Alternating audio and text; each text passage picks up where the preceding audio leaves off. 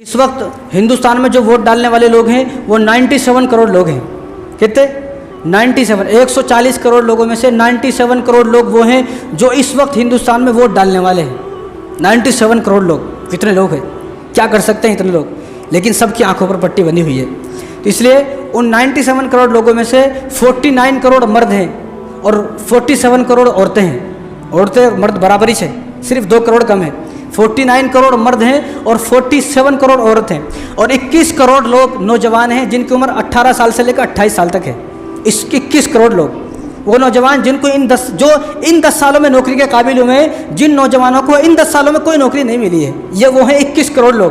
اگر یہ 21 کروڑ چاہیں تو سب کچھ بدل سکتے ہیں، سارے حالات بدل سکتے ہیں. لیکن نفرتی بیان کر اور ایسا گھٹیا بیان کر وقت کے فرعون نے ایسا دماغ خراب کر دیا ہے کہ کسی کو سمجھ میں نہیں آتا کہ میں کس کو ووٹ دوں. اس کو سمجھ میں نہیں آتا میں اس الیکشن میں کیا کروں، میں اس الیکشن میں کہاں جاؤں. اور 1 کروڑ 82 لاکھ لوگ 2024 کے الیکشن میں وہ ہیں جو پہلی مرتبہ ووٹ دیں گے. 1 کروڑ 82 لاکھ. تو ان لوگوں سے درخواست ہے جو لوگ پہلی مرتبہ ووٹ ڈالنے والے ہیں اور یہ جو 21 کروڑ ہمارے نوجوان ہیں، ان دونوں سے درخواست ہے کہ آپ کا یہ ووٹ آپ کے فیوچر کے لیے ہونا چاہیے. ان 10 سالوں میں آپ کو کوئی نوکری نہیں ملی ہے.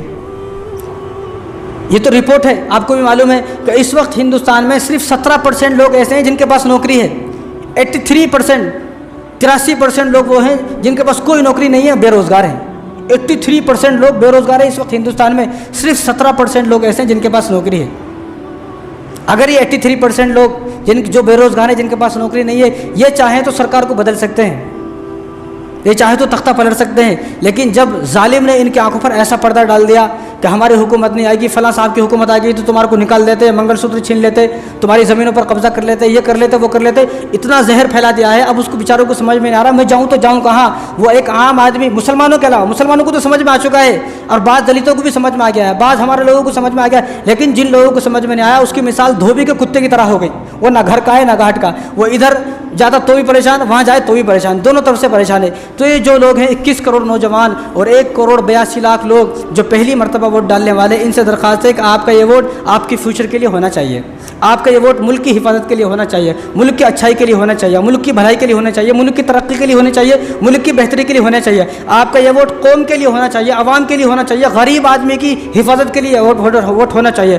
آپ کا یہ ووٹ، جو مہنگائی اتنی ہو رہی ہے، مہنگائی کو ختم کرنے کے لیے آپ کا ووٹ ہونا چاہیے. جو عزتیں ہماری محفوظ نہیں ہے، ہماری لڑکیوں کی، ان کی عزتیں محفوظ رہیں، آپ کا ووٹ اس لیے ہونا چاہیے. جو نفرتیں اتنی پھیل گئی، ان نفرتوں کو ختم کرنے کے لیے آپ کا ووٹ ہونا چاہیے. محبتیں عام کرنے کے لیے آپ کا ووٹ ہونا چاہیے. روزگار کے لیے آپ کا ووٹ ہونا چاہیے. نوکری کے لیے آپ کا ووٹ ہونا چاہیے. جو بے قصور ہمارے نوجوان جن کو جیلوں میں اندر ٹھوس دیا گیا ہے، ان کو جو جیلوں میں اندر بے قصور، جن کے اوپر کوئی الزام عائد نہیں ہے، ویسے ہی بس ایک لفظ بول دیا، ایک جملہ بول دیا، اٹھا کے اس کو جیل میں ڈال دیا، تو یہ جو بے قصور جیلوں میں بند ہے، ان لوگوں کو رہائی کے لیے آپ کا ووٹ ہونا چاہیے. ظالم کے ظلم کے خاتمے کے لیے، شیطان کی شیطانیت کو ختم کرنے کے لیے آپ کا یہ ووٹ ہونا چاہیے. جو یتیم ہیں، بے سہارا ہیں، لاچار ہیں، مجبور ہیں، بیوائے ہیں، ان کی مدد کے لیے آپ کا پہلا ووٹ ہونا چاہیے، تاکہ جب تک آپ زندہ ہو آپ کو لوگ یاد کریں.